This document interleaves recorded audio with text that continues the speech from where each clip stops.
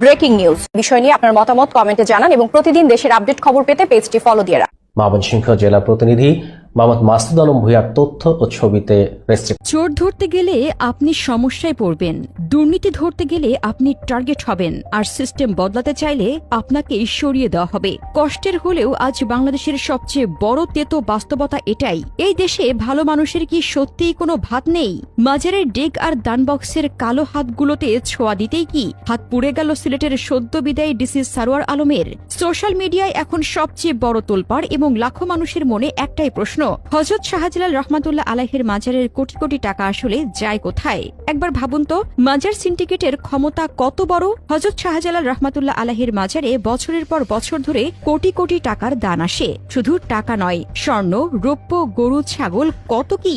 কিন্তু এই বিপুল দানের হিসেব কোথায়? কে রাখে এই হিসাব?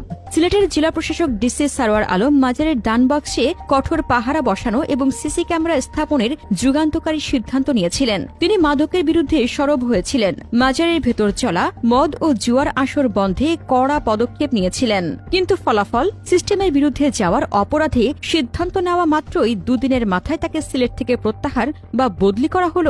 ডিসি সারোয়ার শেষ পর্যন্ত ওই মদখোর গাঁজাখোরদের কাছে হেরে গেলেন। সিলেটকে বলা হয় ৩৬০ আউলিয়ার দেশ, অথচ আজ যখন সিলেটে বন্যা বা প্রাকৃতিক বিপর্যয়ে হানা দেয়, তখন দেশের বাইরে থেকে ঢাকা বা অন্যান্য জেলা থেকে সাধারণ মানুষ ও আলেম ওলামারা ত্রাণ নিয়ে ছুটে আসেন। দেশের বিভিন্ন প্রান্ত থেকে আলেম সমাজ খাদ্য ও বস্ত্র নিয়ে মানুষের পাশে দাঁড়ায়। কিন্তু প্রশ্ন হল, সিলেটের ৩৬০টি মাজার থেকে কি ৩৬০ টাকারও কোনো অর্থ সাহায্য পাওয়া যায়? ইতিপূর্বে যারা শাহজালাল রহমাতুল্লাহ আলাইহির মাজারে গিয়েছেন তারা খুব ভালো করে জানেন যে এই দরগায় প্রতিদিন কি পরিমাণ অঙ্কের অর্থ আসে। হাজার হাজার মানুষকে খাওয়ানোর মতো যথেষ্ট বড় পাতিলের ব্যবস্থা মাজারের ভেতরেই আছে। তাহলে যখন সিলেটের মানুষ বন্যায় ঘর বাড়ি হারিয়ে না খেয়ে থাকে, তখন কেন সেই পাতিলগুলোতে দুর্গত মানুষের জন্য খাবার রান্না হয় না? মাজারের ডেকগুলোতে জমা হওয়া হাজার হাজার লক্ষ লক্ষ টাকা কিসের জন্য জমিয়ে রাখা হচ্ছে? যদি আজ বিপদের দিনে ওখানকার মানুষের কাজেই না আসে, তবে এই টাকার আসল মালিক কারা?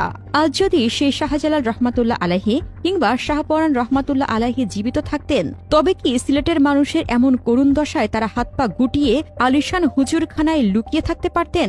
কখনোই না। কিন্তু আজ যারা তাদের মাজারের দায়িত্বে রয়েছেন, সেই খাদিমরা করেনটা কি?